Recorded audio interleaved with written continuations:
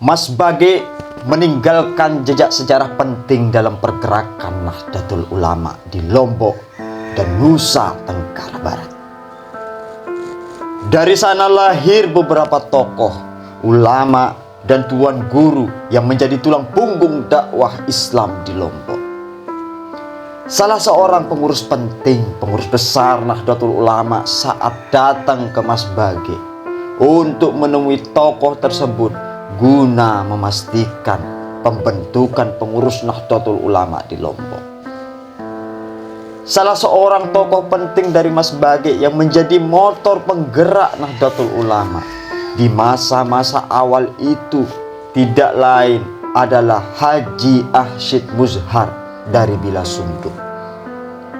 Dia melanjutkan pemimpinan NU Lombok yang telah dibangun oleh Tuan Guru Haji Mustofa Bakri Al-Banjari dari Skarbela.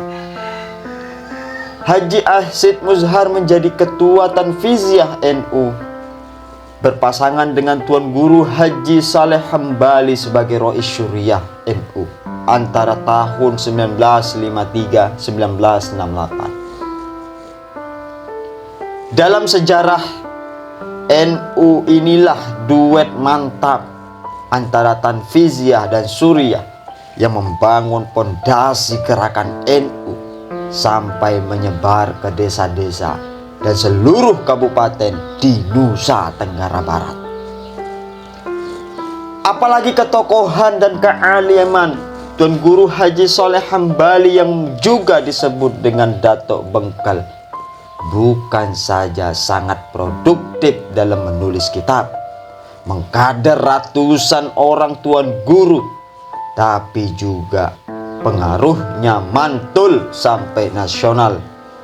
Sehingga Presiden dan Wakil Presiden pertama Republik Indonesia, Insinyur Soekarno dan Muhammad Hatta harus sowan khusus untuk meminta pendapatnya ketika kondisi sosial politik kebangsaan yang belum stabil. Setelah mengalami perbedaan pandangan dan dinamika dalam organisasi NU Lombok, Haji Ahsyid Muzhar bersama beberapa tokoh NU yang lain menyatakan diri keluar dari NU, lalu mendirikan organisasi yang bernama Rabithah Islamiyah tahun 1968. Salah satu warisan fisik yang disaksikan sampai sekarang di Mas Bage setelah Haji Ahsyid Muzhar membentuk Rabithah, berdiri dan berkembangnya Yayasan Pendidikan Nahdlatul Ulama yang kini membawahi beberapa lembaga pendidikan Islam.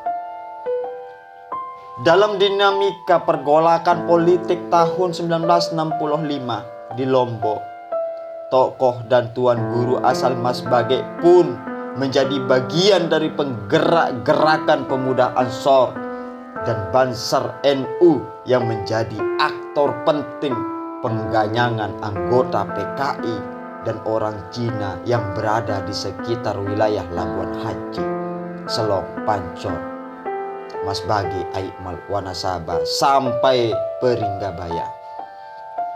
Dari kampung ada banyak pemuda yang masuk Ansor Banser.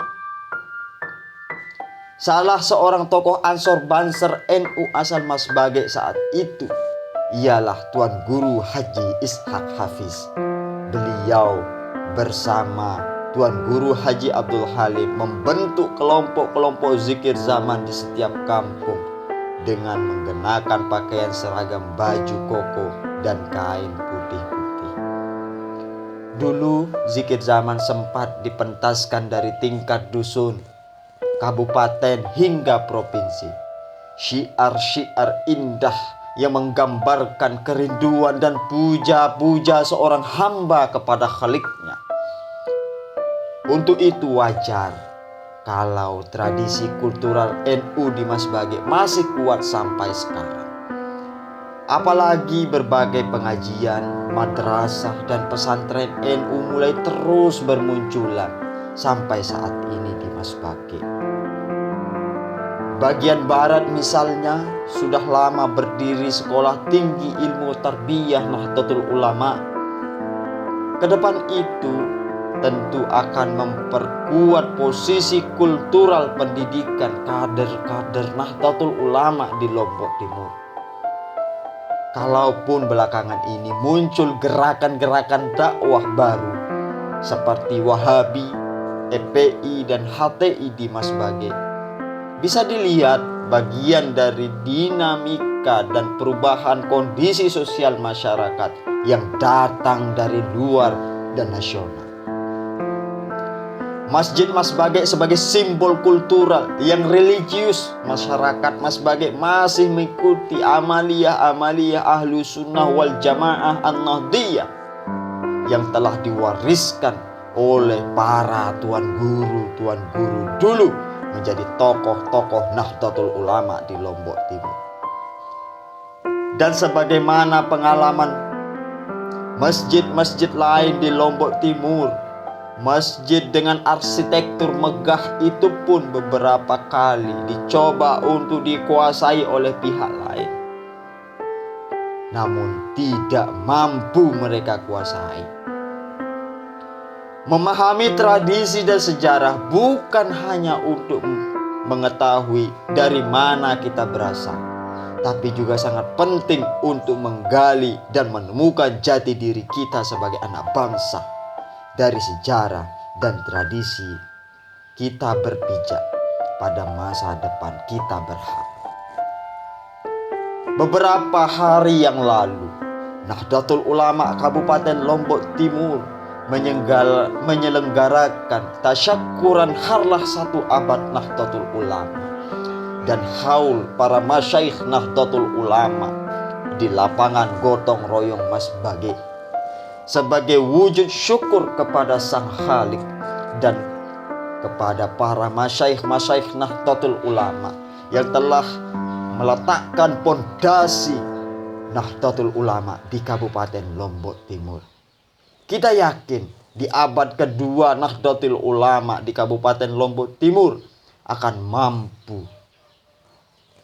menyebarkan dan menghijaukan NU di Kabupaten Lombok Timur.